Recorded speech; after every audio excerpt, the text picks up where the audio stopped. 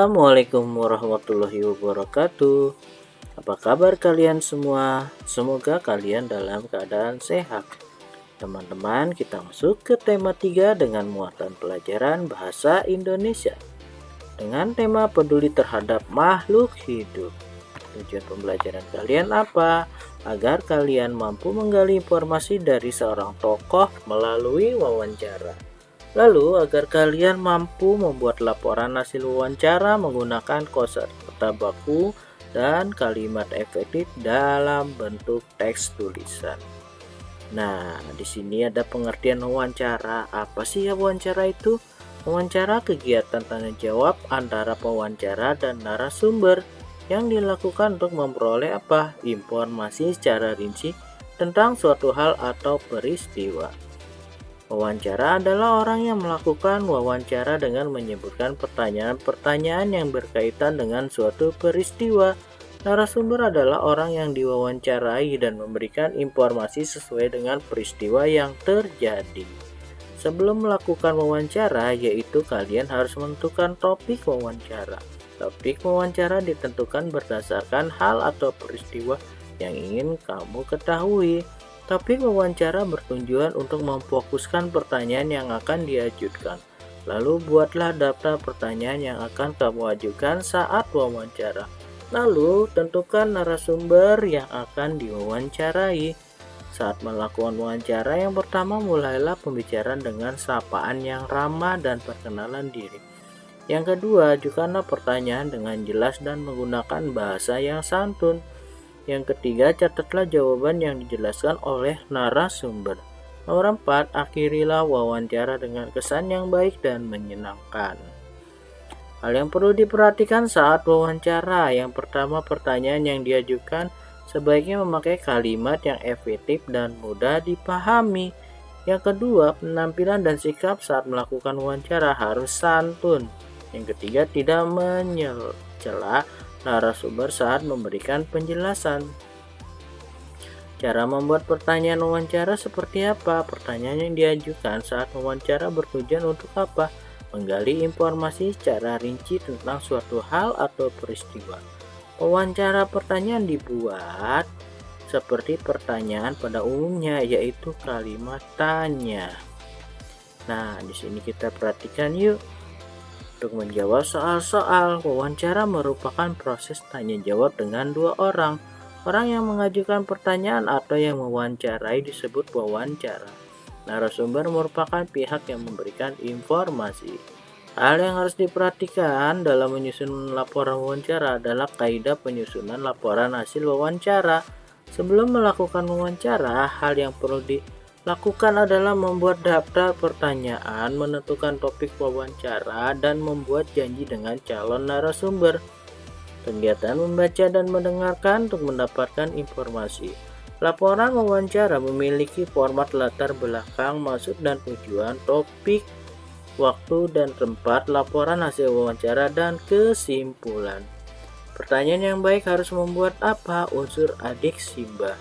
Apa sih unsur adik Simba itu? Yaitu A-nya apa, D-I-nya itu di mana, K-nya itu kapan, C-nya itu siapa, lalu M-nya mengapa, BA-nya itu bagaimana. Hal yang perlu dicatat ketika mendengarkan hasil wawancara adalah pokok-pokok pembicaraan. Langkah pertama saat akan melakukan wawancara adalah menentukan narasumber sesuai dengan tema yang akan dibahas. Yang perlu diperhatikan saat melakukan wawancara adalah mimik wajah, intonasi, dan pelafalan yang tepat. Langkah pertama sebelum melakukan wawancara adalah menentukan topik wawancara. Nah, itu tadi ya untuk menjawab soal. Lalu sekarang kita perhatikan kembali narasumber dalam wawancara.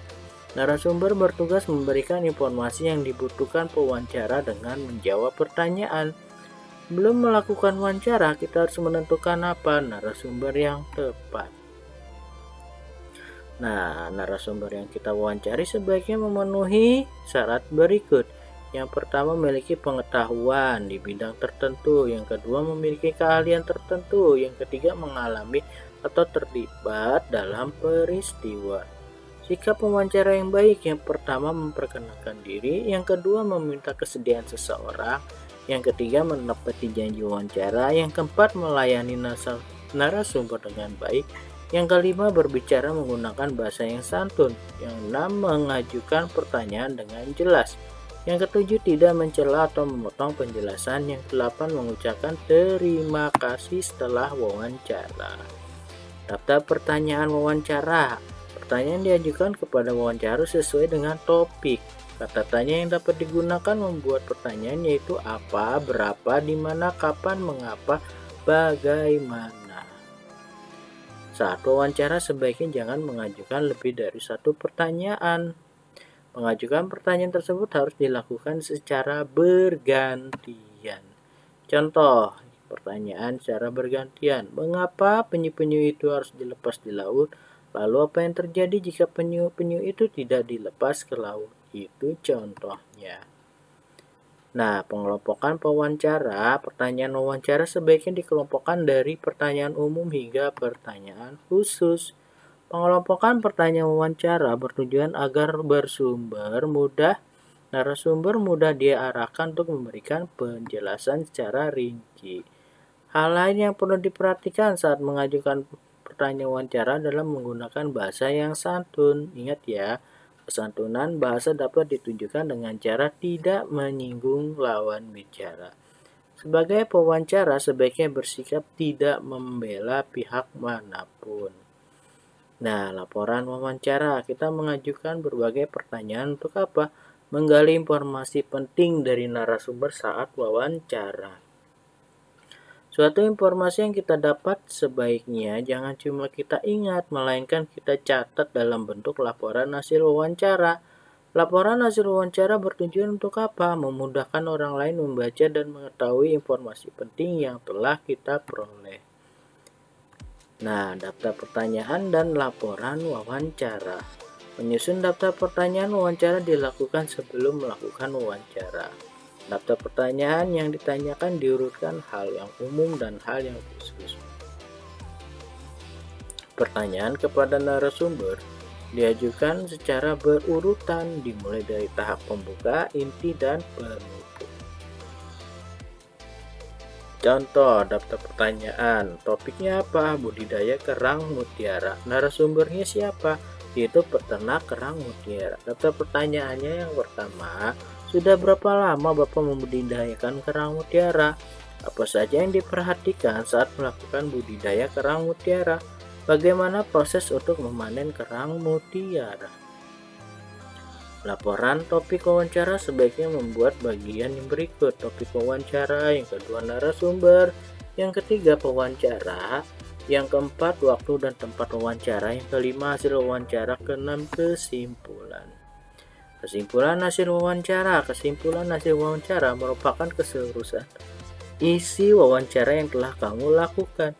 Kesimpulan ditulis dalam bentuk paragraf secara ringkas, secara singkat dan jelas. Langkah memulai kesimpulan, yang pertama tulis jawaban secara jelas. Kedua, baca dan pahami kembali. Yang ketiga, lakukan pengelompokan jawaban. Keempat, tentukan ide pokok. Yang kelima, tentukan kalimat utama menjadi inti pembahasan wawancara. Yang keenam, tentukan kalimat penjelas. Yang ketujuh, gunakan kalimat efektif. 8. Gunakan bahasa baku.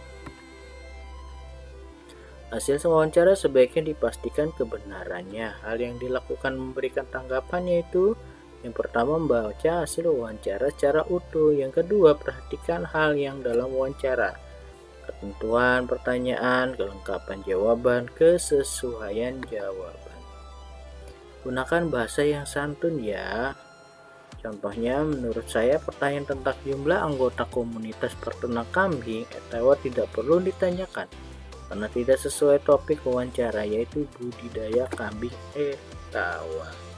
Nah, kesimpulannya, mudah-mudahan kalian mampu menggali informasi dari seorang tokoh melalui wawancara. Lalu kalian bisa membuat laporan hasil wawancara menggunakan kosakata baku dan efektif dalam bentuk teks tulisan. Sampai jumpa di materi berikutnya. Terima kasih. Assalamualaikum warahmatullahi wabarakatuh.